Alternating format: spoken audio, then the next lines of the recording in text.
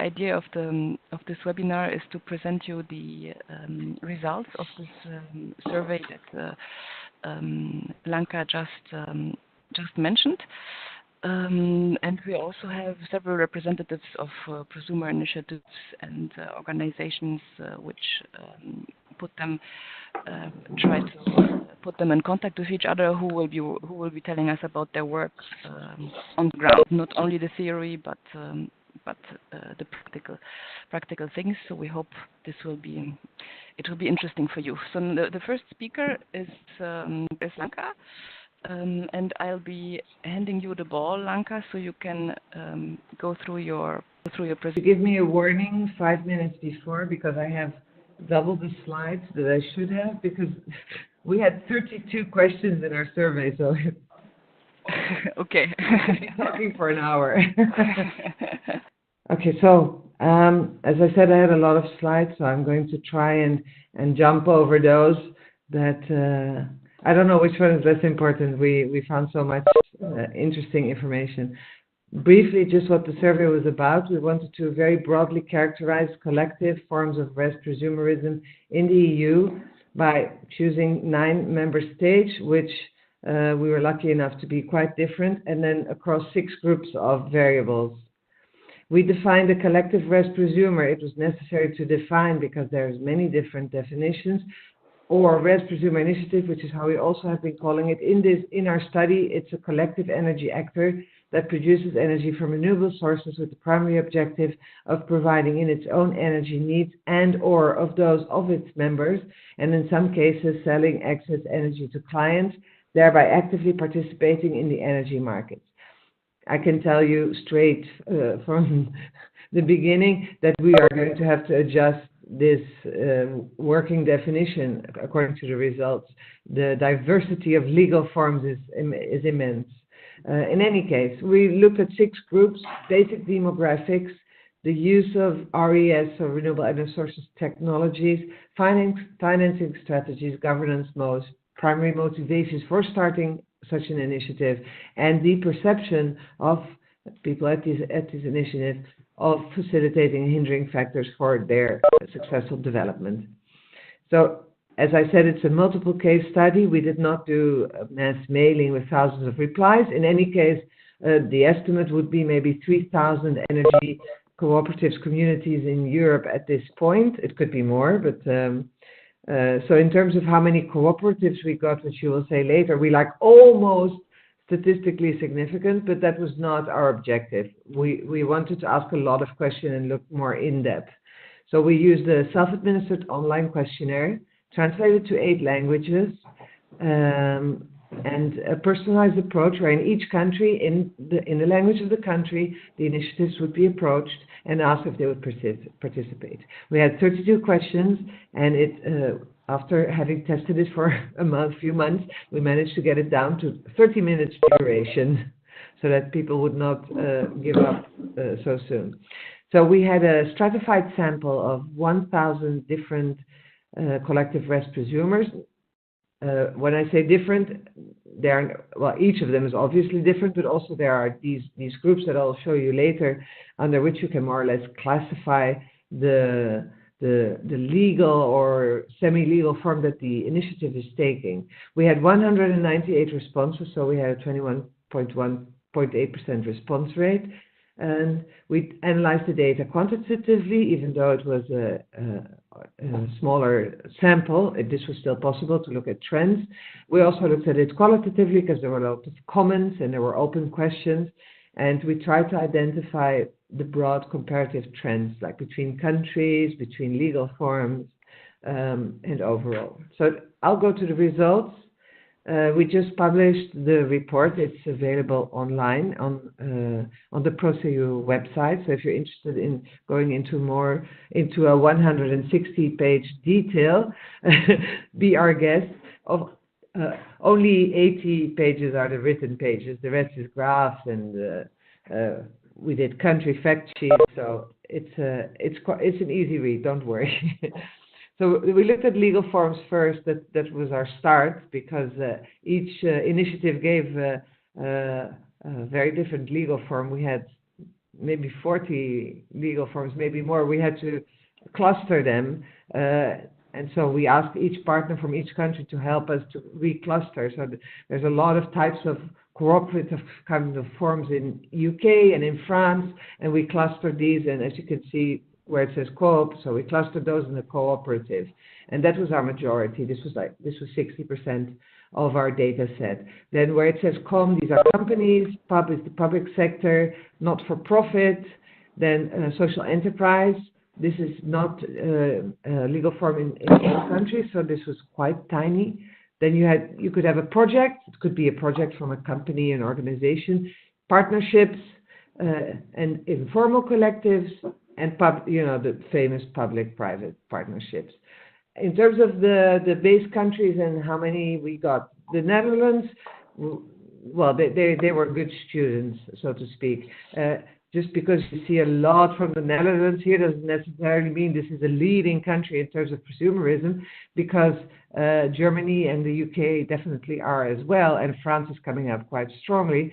But there's something called survey fatigue, which is probably stronger in Germany and UK.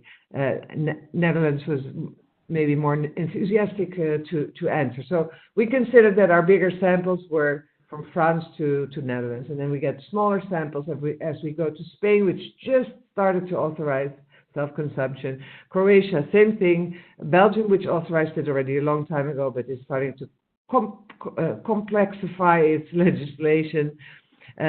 Italy, same thing, historic self-consumption, but very complicated laws. And Portugal, it was just authorized in 2014. Again, legislation quite complex, not many initiatives there. So that explains more or less our sample distribution. You can look here, but it's probably better to see this later in the report. The distribution of the legal forms according to our new classification across the countries. I'll just highlight here some more outstanding examples, like Italy, where we only found the cooperatives and the associations, private not-for-profit. Germany was more varied. The UK was very varied. The Netherlands and Spain were very varied. If you go to Belgium, it was all cooperatives, and most of them were wind cooperatives. This is obviously quite a big thing in Belgium. Then Croatia is also a very interesting case in point. One cooperative we managed. There's not many, even because apparently because of the communism, they're not so keen on the word cooperative. And then a lot of companies, which I will explain a bit later why we have so many companies there. So in terms of starting dates, they were we could divide them up in 4 intervals. So you had like a slow growth to 2010, fast growth 2010, 2015. Then the EU countries and the EC started rediscussing this whole what is self-consumption, how are we going to legalize it, and there was a freezing, a slowing down of initiative growth between 2015 and 2017. And then because some countries suddenly started authorizing self-consumption, you have a picking up again after 2017. You can see here most of them are local, and if they're not local, they're regional. In this pie, people the initiatives can have chosen 1 or 2 types of operations, so it's not exclusive. They can be local and regional, but in any case, local and regional are the majority. Energy needs was interesting to look at. So we have electricity leading the way with almost all initiatives. We had 198, so almost all initiatives address electricity. Heating is quite big, then mobility is bigger than cooling, but that's also maybe because we didn't have so many countries where it's very, very warm. There are some outliers here which I'm not showing, but the public sector focuses more on cooling than it focuses on mobility. This is an interesting fact. Whereas, for instance, in Germany, heating and electricity are the same, have the same weight. So that's also an outlier. Germany is an outlier. Germany is managing to heat its houses increasingly with renewable energy. We know that the Netherlands is stuck on gas and the UK as well, so we know some reasons for this, and France, nuclear energy. And so Germany is the only country that is managing to sort of break free from the chains of fossil fuels for heating. So here you can see the main technologies that were chosen by these initiatives. Solar PV is a total leader, which is contrary to the situation that is currently installed. So this is a trend. Solar PV is growing, but at the moment, wind energy and hydro are still the leading energies in the countries that we studied. Solar will take over at some point, if you look at this. But you can see, well, wind energy is still in second place, biomass is in third, and storage and batteries is in fourth. If you can join biomass with biogas, because very often it comes from the same places. Solar thermal still, we can still consider it quite residual comparatively to the possibilities that it promises. And then everything else is a lot more residual. 30% did not offer any additional services. They just focused on either electricity or heating or whatever it is that they had.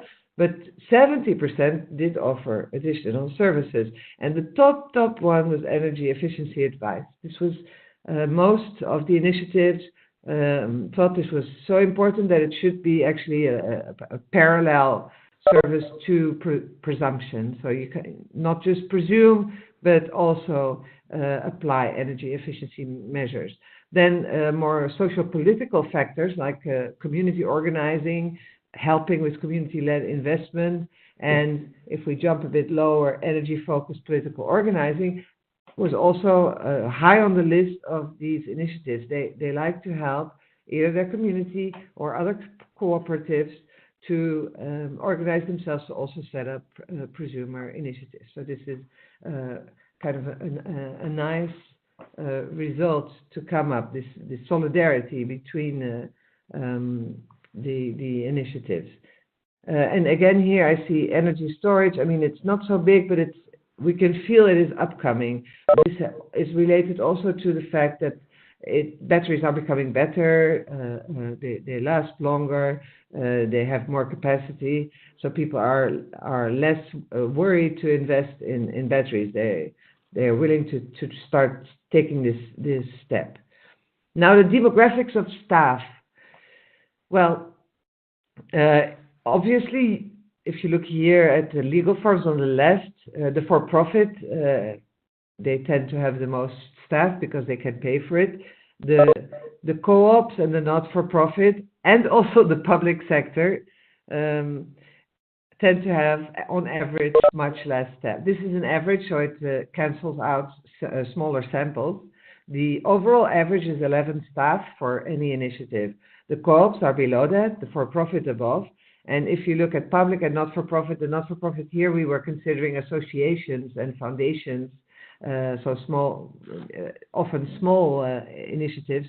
They are the ones that have absolutely the least staff. And if you look at countries, you see that France manages a much higher average of staff, followed by UK. And I actually had some notes on this.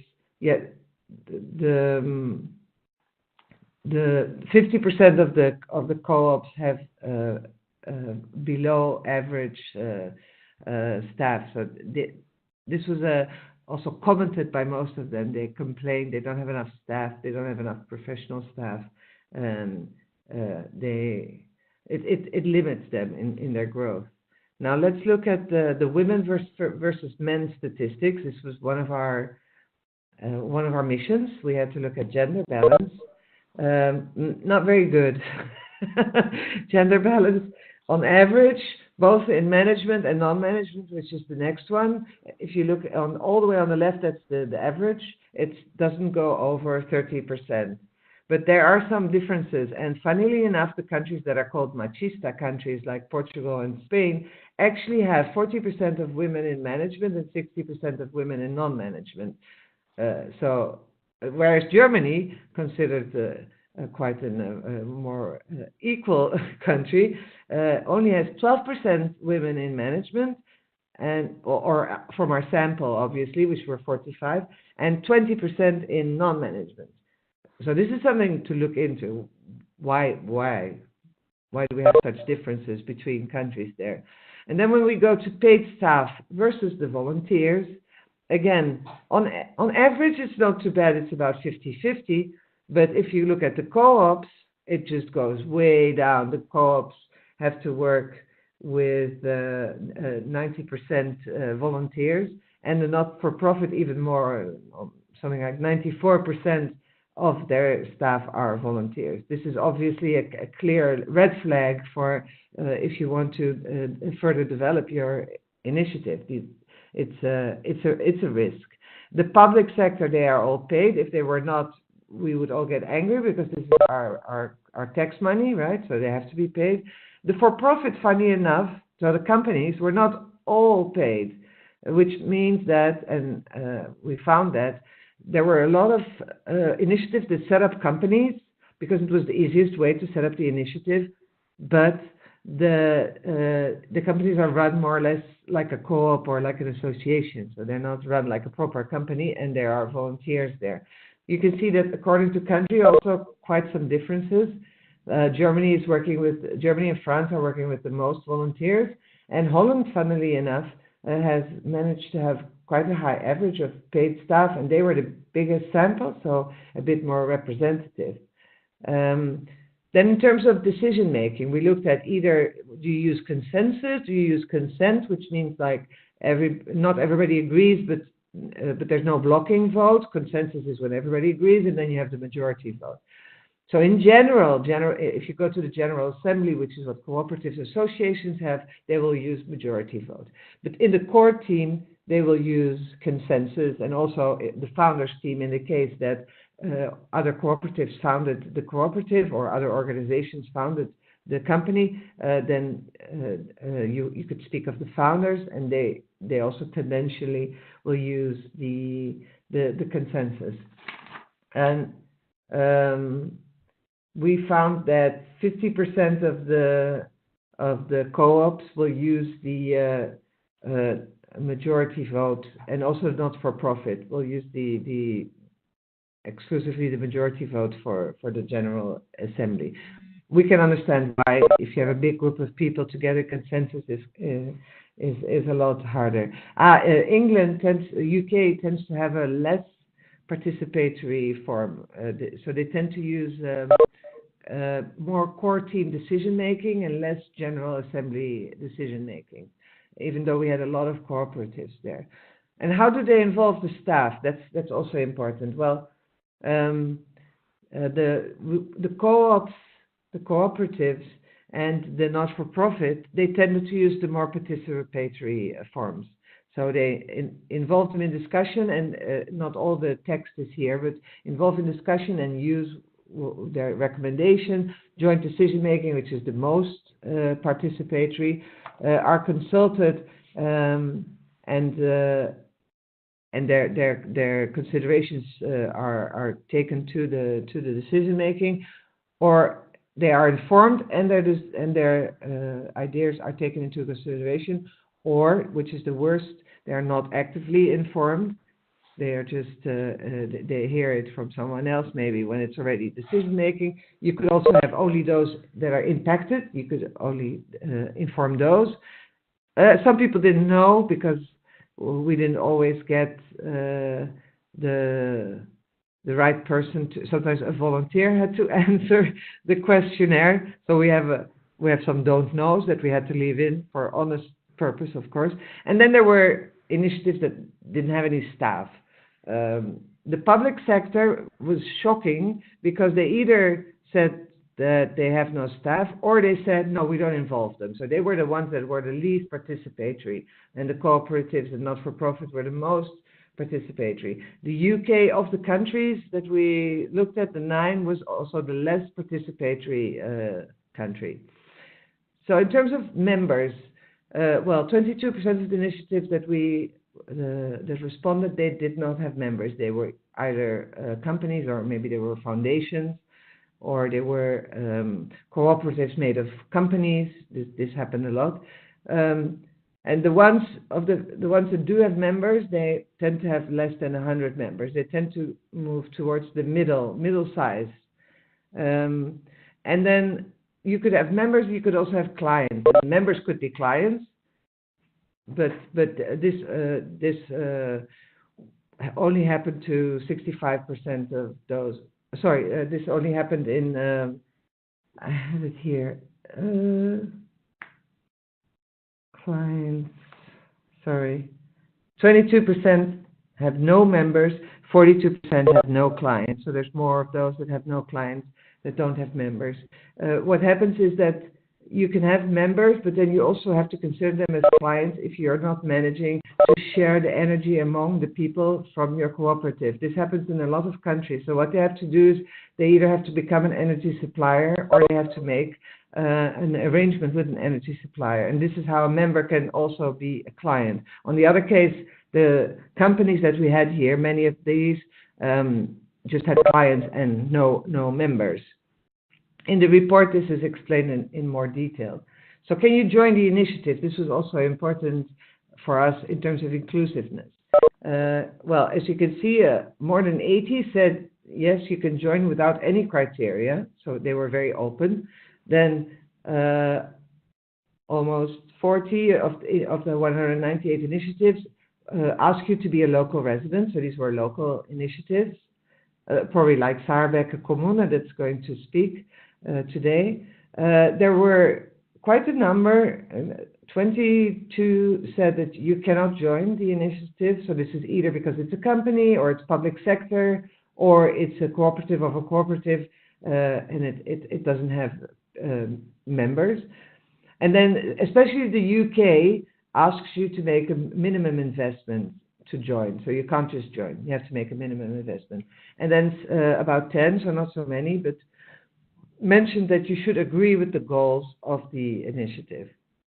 I don't know if you're familiar with heat maps, but it goes from cool to warm. So cool means that you don't agree with the category, and yellow is the hottest, is where you agree the most. So we asked everybody to tell us who they were networking with, and there's a long list, and then if they were networking for knowledge, self-promotion, funding, human resources, and material resources. And we were actually expecting to see a lot more funding, human resource, material resources. What we saw is, as you can see, everything is concentrated in the upper left corner. So there is a lot of networking going on for knowledge sharing and for self-promotion, and it's almost nicely distributed across our sample, although the companies tend to network with more entities, and they tend to do a bit more self-promotion. So, and whereas the cooperatives tend to focus more on the citizen, civil society, other cooperatives, other prosumers, and public sector tends to talk a lot to local governments, regional and national governments. So those were some differences. But we thought it was quite interesting that they are so focused on knowledge sharing and self-promotion, and a lot less the funding, the human resource and material resources, which you would think are important to run. We looked at financing. What do they mostly use? Contributions from the founders of the initiative. This is in the case that the founders, this can be people, a few people, but in many cases the founders were organizations. So organizations that found another organization. As we saw in Belgium, a cooperative that owns a lot of other cooperatives, for instance. Then contributions from members is very strong in second place. And if you sum up all the public funding, regional, national, and EU, then funding is also a very big category, as is the traditional bank loan. We were expecting to see a lot more alternative forms of financing, but for instance, crowdfunding was quite residual. And in the comments, people were were given an open comment. They could have explained to us any other forms they used, but none other came up. So maybe there's an opportunity here for more alternative, different ways of financing. Then there's a big distinction between those that borrow. When they borrow a lot. Or either they don't borrow anything. So you have 50% borrowing over 150,000 euros. A lot of these obviously are wind energy, because wind energy requires a quite heavy initial investment. And then 29% said no capital, so it was probably for members or the founders, etc. I'm getting to the juicy parts now, the reasons and the hindering and the facilitating factors, and I'll be very interested to hear from Guido and from Marjolein and from Josh what their take on this is, to compare it with what came out of the survey. So main reason for starting an initiative. Top was tackling the climate change problem. I put it in order of importance of how many votes it received. Then came be part of the clean and low carbon transition, decentralize energy production, create a sense of community, take advantage of new RES technologies, and in last place, although there were more, there were 14 reasons, but still reduce energy costs was lower down than some of these very socially and environmentally inspired motivations. So then we asked them about what facilitated your initiative and what hindered it, what slowed it down in your perception. And that was interesting because some of the facilitating factors came back also as hindering factors, as access to finance, subsidies or grants, for instance, and knowledge of renewable energy technologies. So if you have it, it's a facilitating factor. If you don't have it, it can kill your initiative. So these were the two top ones. Then collaborating and networking with others was quite an important third place, and this is also a social factor. And finally, the renewable energy technology options that are available are considered also very important as a facilitating factor. So, for instance, if batteries would never evolve and we could not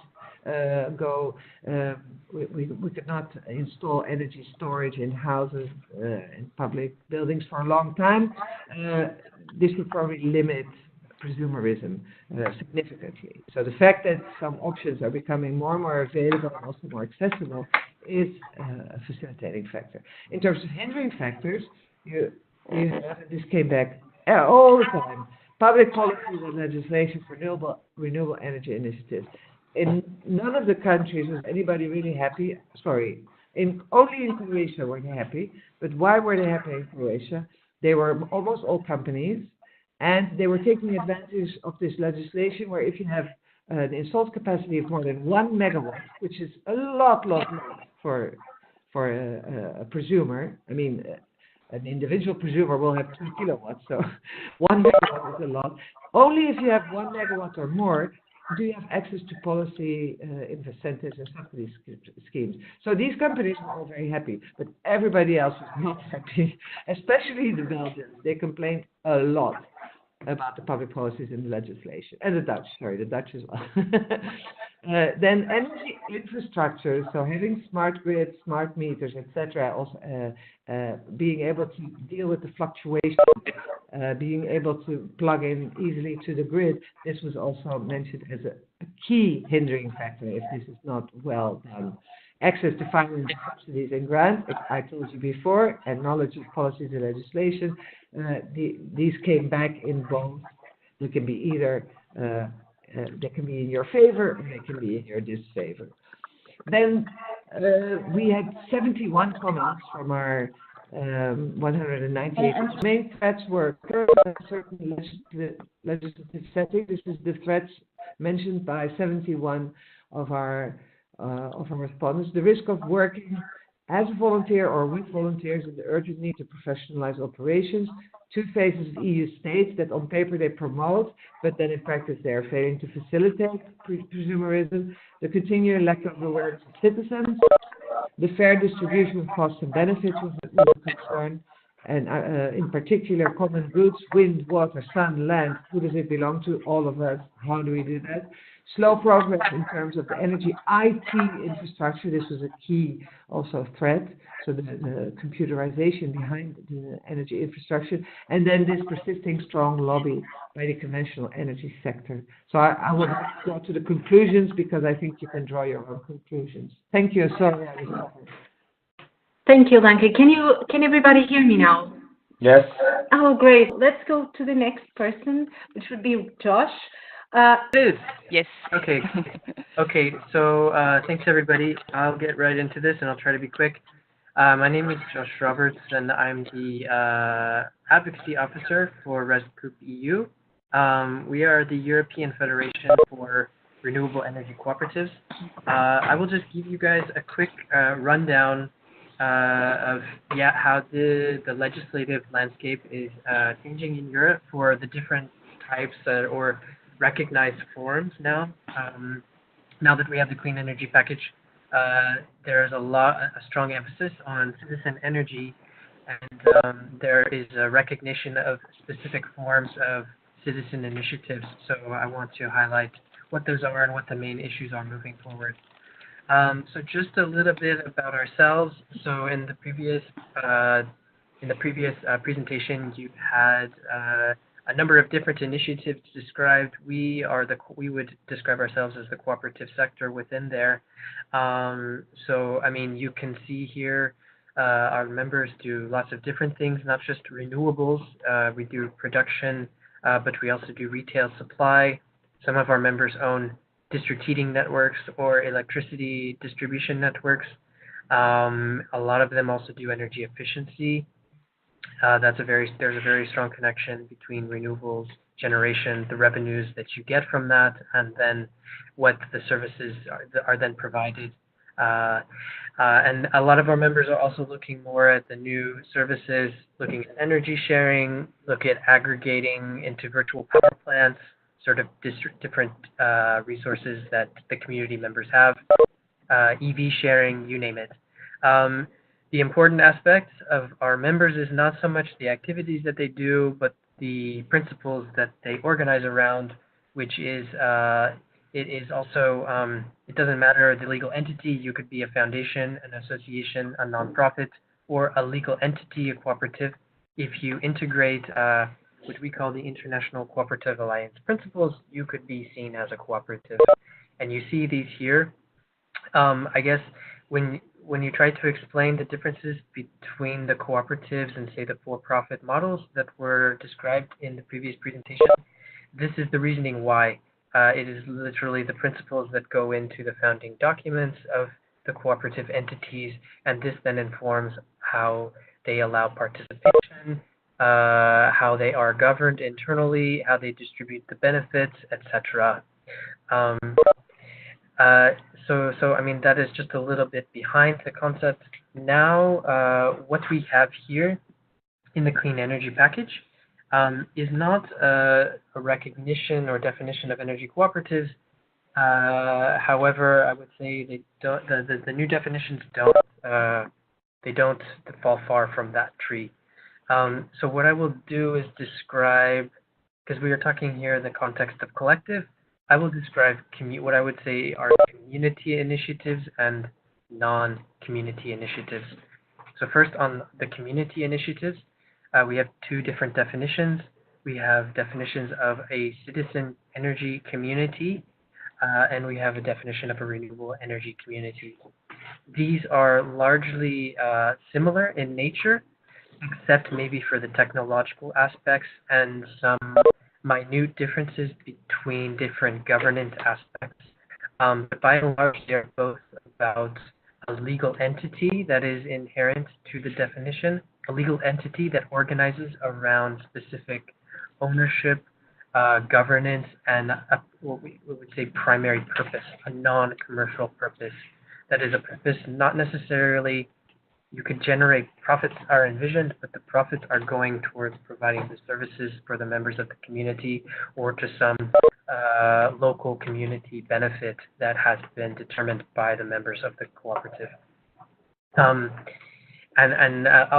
explain a little bit about what those are, but just to go through the taxonomy of what has been created or recognized, you then have these sort of standalone definitions on individual renewable consumers that is based around the individual customer or consumer who then generates renewable electricity for his consumption and does various things with it, but is doing this in a non-professional capacity.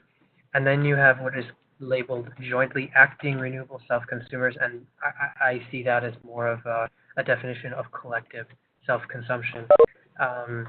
It is explained within a rather narrow geographical boundary, although this can be expanded if the member state so chooses.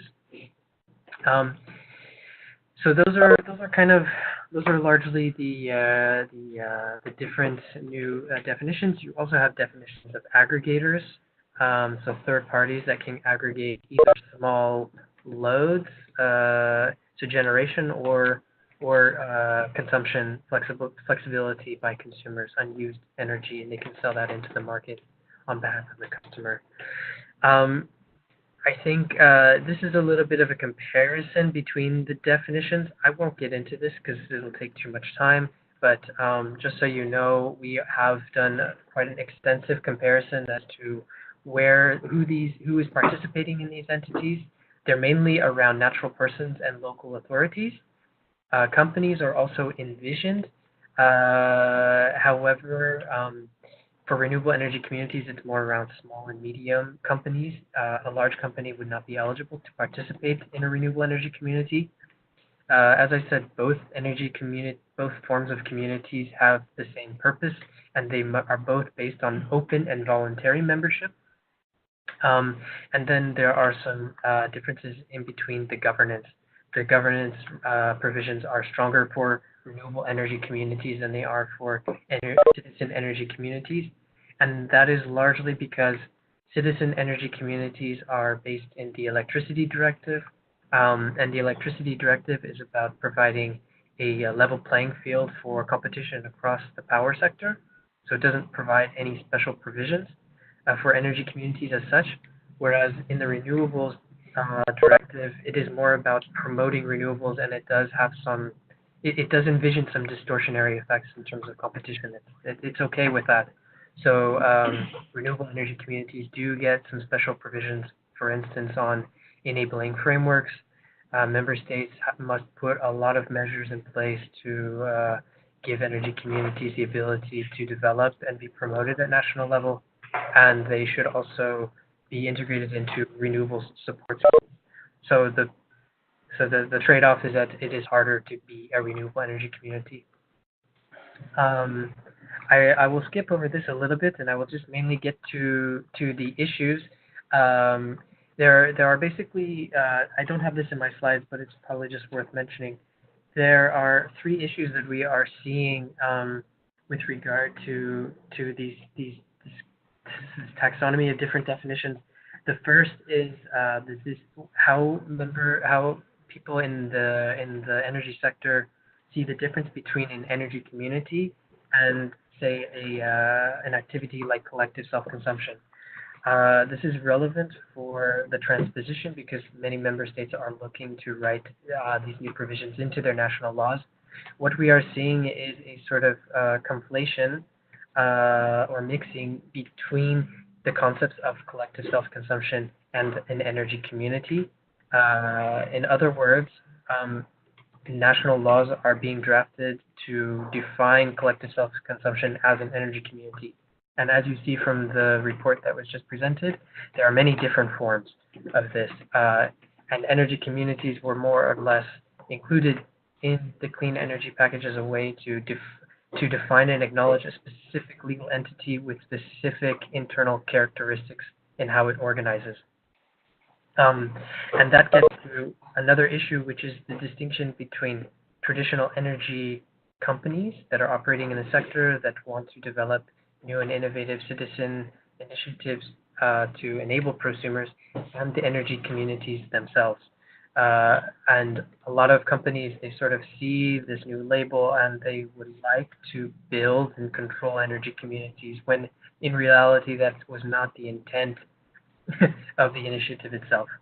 And then the last issue is really the relationship between renewable energy communities and citizen energy communities. They are not necessarily coherent, even though they should be.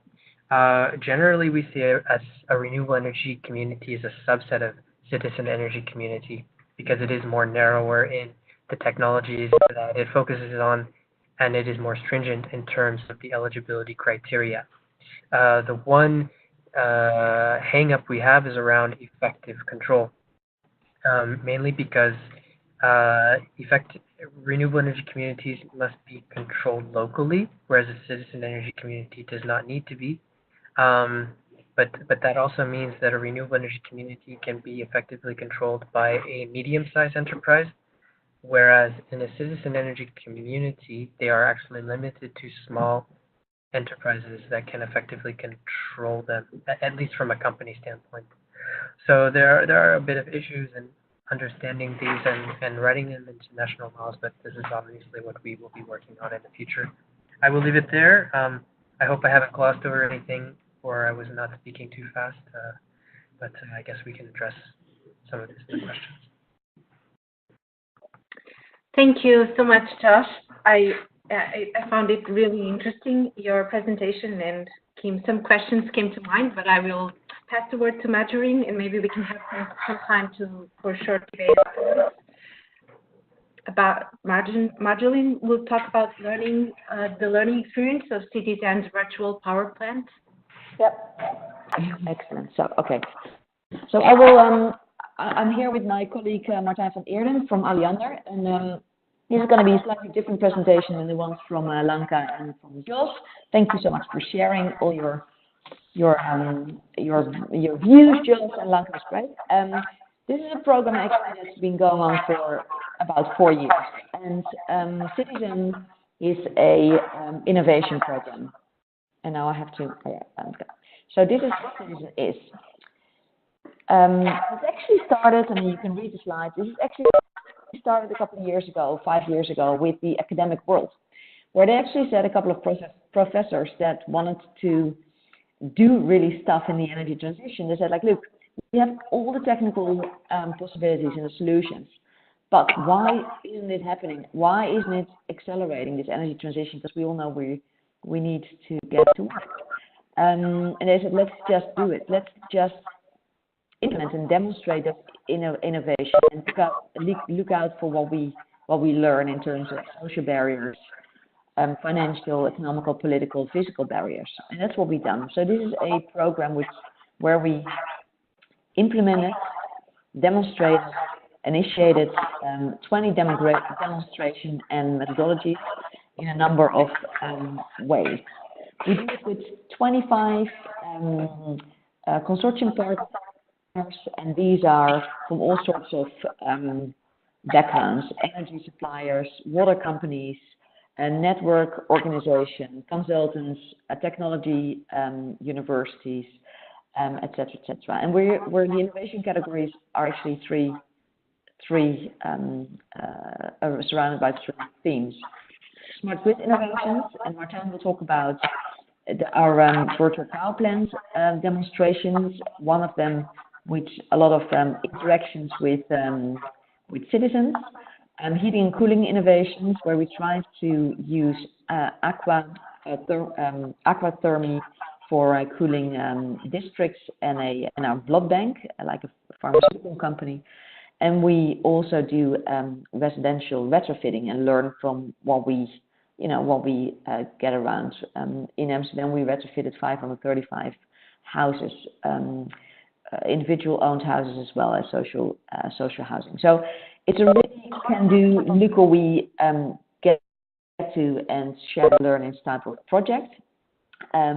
We also have in European, you always have to have a sister city, and the one that we have is our friends in Grenoble in France, which is quite a different city in terms of culture, demographics, and issues that they need to deal with. So this is very short, my introduction, and I'd like to give the floor to Martijn. Thanks, Marjolein. I will zoom in a bit on the virtual power plant project within the Citizen program. It's one of the smart city projects we did in the last few years. I work at Alliander. That's a network company in the Netherlands for electricity and gas distribution, and I was the project manager of it. So idea of two of the smart grid projects we did in the citizen program were focused on energy storage. So one is the virtual power plant where we installed home batteries at people's homes, and the one was like the battery on wheels, the electric vehicles. Marjolein, can you scroll down a bit or to the next slide? Yeah. So the virtual power plant was we installed home batteries at 50 households. Those households already had PV solar panels on their roofs installed, and like the batteries you can see on the pictures on the right, it were two battery packages and one converter. It was, well, quite a big device, so it was difficult to find places in people's homes to install it.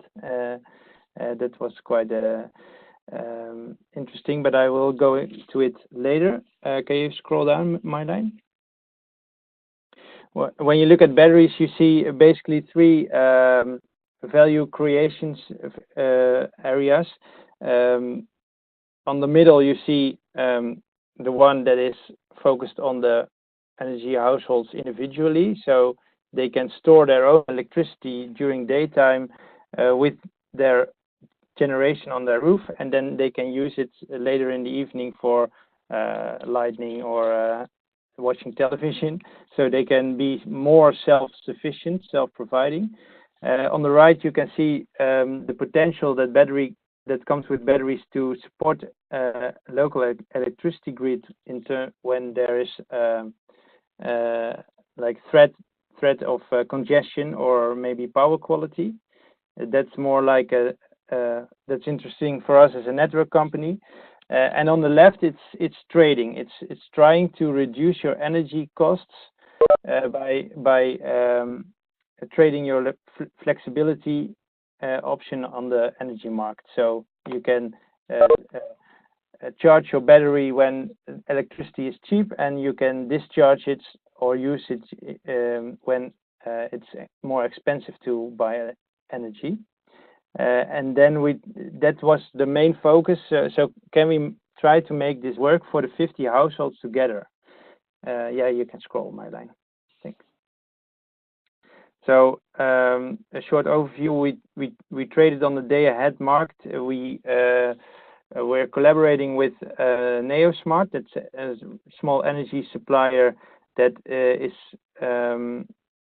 trying to develop new energy services like an aggregator for virtual power plant. And we used an IT/OT platform that translated the software into the steering of the batteries. Oh, sorry. Yeah, I think this is enough. You can scroll down, Marjolein. In short, this is how it looks like. I will not go into details, but the energy supplier is for the 50 households together trading energy. So he is saying at a certain time for the next day, I predict I will use this many energy or sell this many energy. And then on that time, the next day, batteries are used to follow that prediction. And we are, of course, interested in what the results are at financial, and also the technical impact on the grid. So that was the main focus area. But we also did some social investigation amongst the participants. So if you can scroll down, Marjolein. I think this one I skipped. It's more a technical detail. Try to catch up time a bit. Yeah, this one I think was already mentioned as one of the hindering topics by Lanka. We are quite reliable on the IT services and communication devices when you want to measure everything and steer your batteries and trade in the spots. So when you look at it, the reliability of the communication network is by far not as high as the reliability of the electricity network. So in this time it's a difficult thing to match because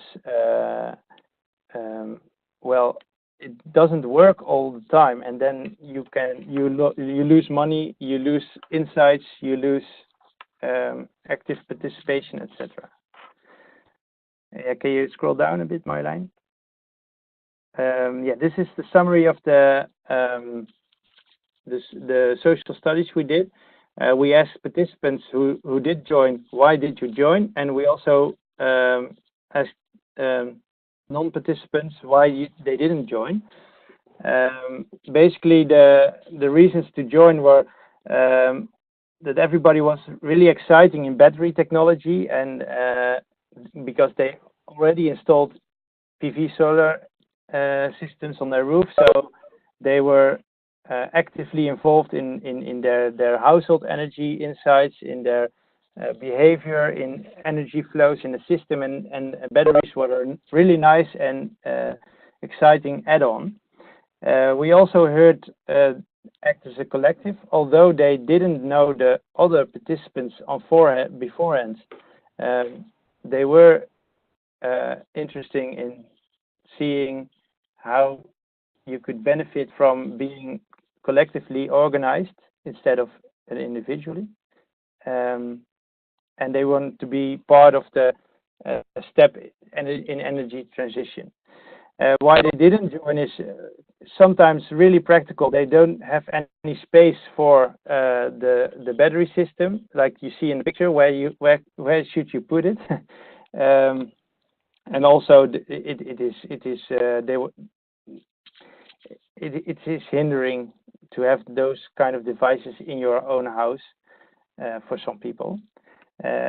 Also, they didn't want to be really concerned with. They didn't have headspace. They didn't have the time and the effort to understand the complete picture, to understand the project, to understand their role, the benefits, etc. So they didn't want to join because it's cost too much effort. A room for improvement. I think this is the last thing that I mentioned.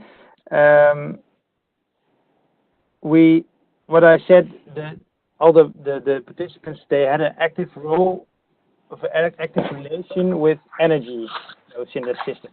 They really know their energy flows, and when you have a battery in the house that is trading on the market, so that is not in relation with your own consumption, it's becoming more like a black box, and the active relation is going away a bit. So they were more passively involved in the end, and that's room for improvement. And one thing you could do is create better tooling, better understanding of what is happening within the battery and within the community, and that was not that much presence in our project, and that was a great learning. Sorry, Martin, yeah. you were running a bit out of time also. Yeah, I think this was my last slide. So thank you. Recommendations? Yeah, recommendations. I think these are more like technical things. So there's not one clear off-the-shelf solution available. So you have to deal with the first trial and errors, many errors, but it's not yet working fully at this moment. And the other one is that to make it work, also to make it, you have to have a really great IT system, reliable IT system that knows where you are in the network, that knows what's going on in the energy market, and that can steer battery signals. And that's also quite a challenge with the current state of most of the communication and IT devices. So that was our findings. Right. Thank Thank you. you. I think it's only, so one more slide. I mean, this program is finished by the end of this year. So we're in full swing in disseminating all our learnings and our results. So, and there's loads more than the 10 minutes that Martijn talked about it. So please have a look at our website. Maybe you can just sign in for our newsletter where we will be sharing the results and the publications, etc. So thank you so much for this opportunity. Thank you, Marjorie. Thank I you. know I'm not saying your name very well. I'm so sorry. That's all right. Can you say it for me once? Marjolein. Marjolein. Okay. It's a very annoying, typical Dutch name, so don't worry. Oh, I'm so sorry. I'm terrible with Dutch names. I think maybe Anya, we also have our newsletter, and we could actually include some things from your outputs in our newsletter. Yes. Yeah. We could have some sort of exchange. It would be really nice. Mm-hmm. Maybe we can, after this webinar, you can keep connecting with Anya and send any interesting articles or outputs that you'd like us to circulate to our newsletter. Yeah, top. We'll do that. Mm-hmm.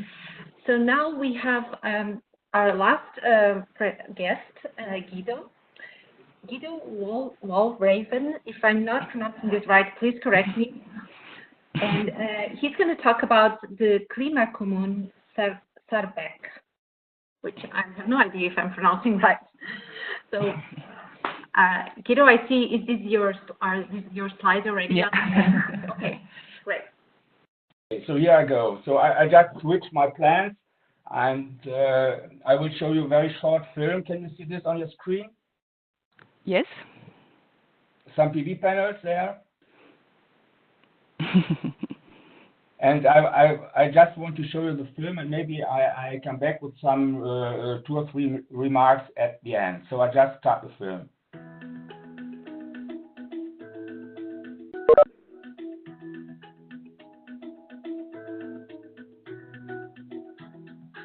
Here in Zabeck, we've been carrying on the practice of community climate protection since 2008. Our goal is to achieve a balance in favor of renewable energy before 2030, so that we can supply ourselves with energy. The first guiding concept was then called Zabecker Sonnenseite, which means the sunny side of Zabeck. In the meantime, over 10 megawatts of photovoltaic systems have been installed on the roofs of the buildings. Zabecker Einsichten, which means insights into Zabeck, was our second project. It's a community project about 2 aspects. Firstly, it's about changing the energy supply to the sports center from a gas supply. In other words, from fossil energy to renewable energy.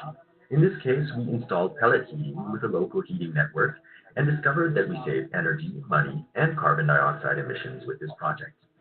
At the same time, this should also be an example for the inhabitants of Zabeck to reduce use of petroleum and natural gas.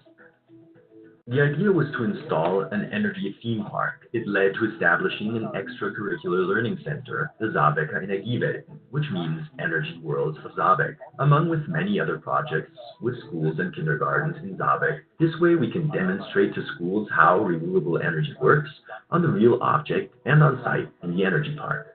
The third leading project, which mainly defines us as a climate community, is the project Zabecker Stoffströme, which means material flows of Zabeck. This is our most important project.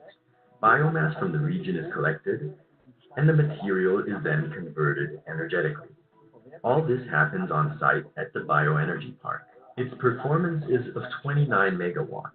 Renewable energy provides around 250% of the entire power supply of Zabeck, with a typical usage combination of wind energy plants, PV plants, and bioenergy plants. We founded Windpool Zabeck in the Bioenergy Park, which merges 6 associates and operates 7 wind power stations in total. The aim was that every association can manage its own financing but that the operational management and the service purchase is managed centrally and is therefore more cost-effective for all of us. In this context, we had the chance to purchase a former army depot. That's how this was created, this construction with the enormous carriers underneath. We were confident we were going to manage it, and in the end, we achieved it easily. Zaberg has certainly become an example with this special approach towards an energy change from below. Several favorable factors came together in Zaberg. I am personally convinced that we have to make the energy change possible. I owe this to my children and also to the other younger generations. That has actually always been my basic thought. We will participate in the energy change. As project manager of the climate community, I'm especially proud of how we managed to entrench the topic in the population and the enthusiasm with which the people participated. There's nothing as self-evident in Zaberg as the topic of local climate protection. And this is the best motivation to drive the topic forward in a sustainable and active way.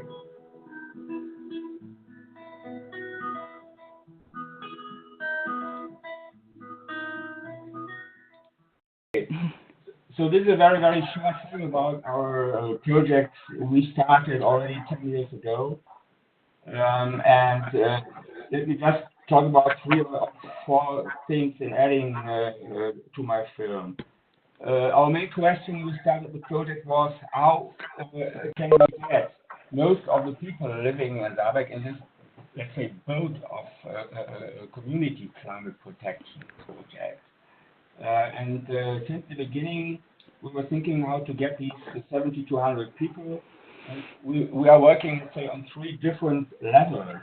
One of them is what's very important, I think, education and information of the people. We built up more than 100 different activities concerning information and motivation projects, very, very small, low-hanging fruit projects. We even offer found a kind of round table energy information, which is adult education, where we inform people in Zaberg once a month about new technologies of renewable energies. For example, last weekend, even yesterday, we visited a small island in the Netherlands, Ameland. They are very strong in these renewable energies as well, and we see how other people are dealing with these things. So education is very, very important for us. You might have seen in the film our out-of-school classes in our most important project, the Bioenergy Park. We actually have more than 5 teachers teaching renewable energies in the park. This is half of the school class time, and the other half of the time they go out to see how these wind turbines, biomass plants, and big PV power park is working one-to-one. So in other ways, another level is very important. This is bringing people to investment in renewable energies. So you might have seen the Bioenergy Park with a mix of renewable energies. This was an investment of around about 70 million euro, and more of 50 million euro has been invested by people coming from Zaberg. We founded an energy cooperative in the beginning, and people were able to invest beginning by a minimum amount of 1,000 euro. So, for example, the 7 wind turbines have been invested by 5 different, let's say, persons or personalities. One of them is our energy cooperative. Another one is even the city of Zaberg, and the county is involved as well. And the other wind turbines have been invested by other private or even business people coming from Zaberg. So it's on a very, very broad level.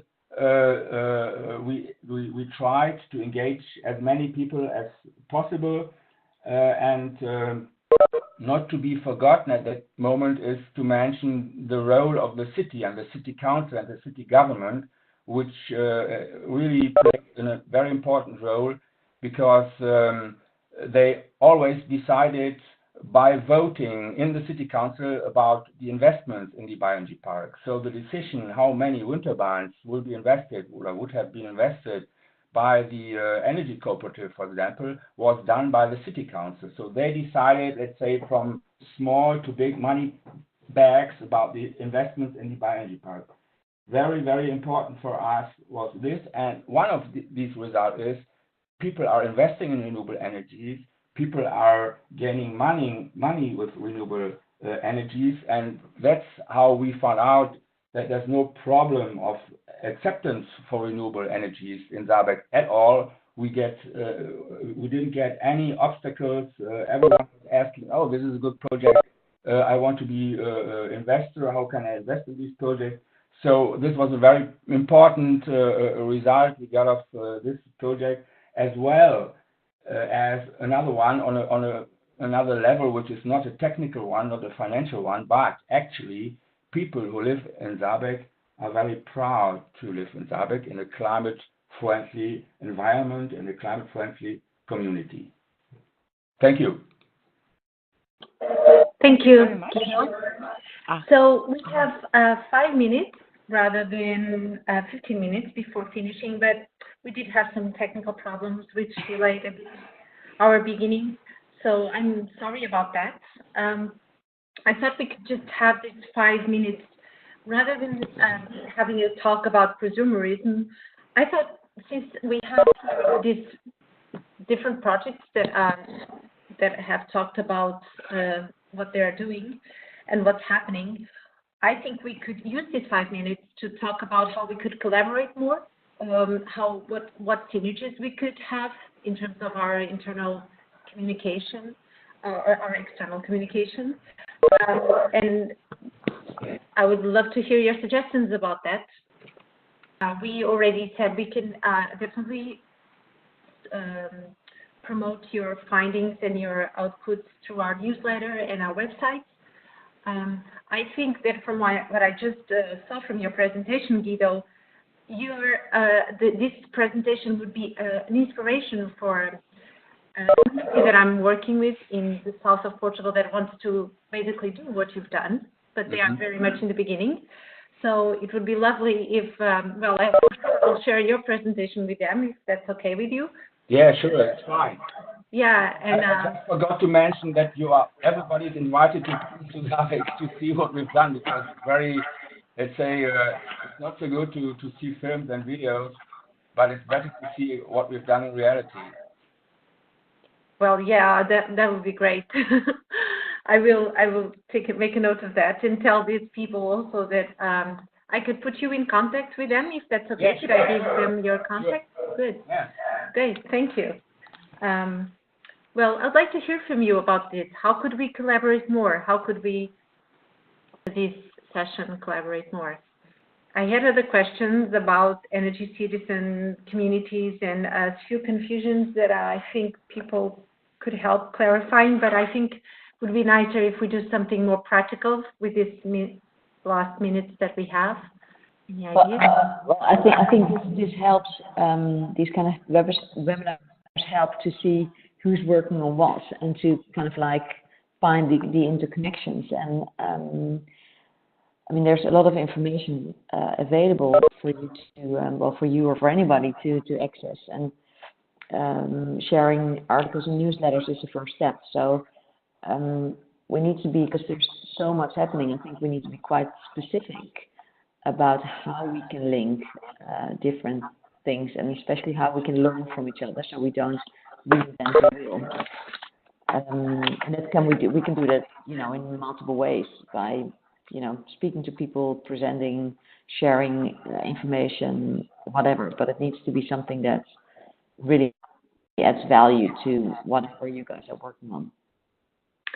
So I'll ask you something else, and then we can end this. If there is one thing that, if you were given like 5 billion euros to invest in a project that related to prosumerism, what would be the aspects that you would focus on?